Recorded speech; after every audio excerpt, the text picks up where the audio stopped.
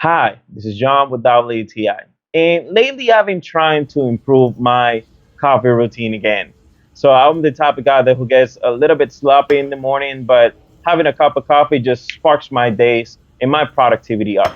And this is where this Nescafe instant coffee comes into place. And you know what I like the most about this? It actually tastes like coffee, even though it's just like add hot water into it and you guys solve this.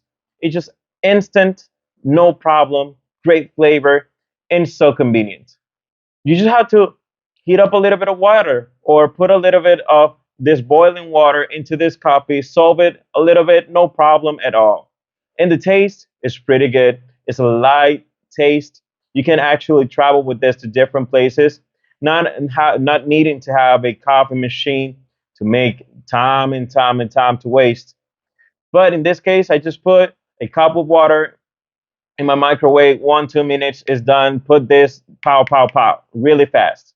So convenience at its finest. So this was John with Dolly ATI, and that was my point of view.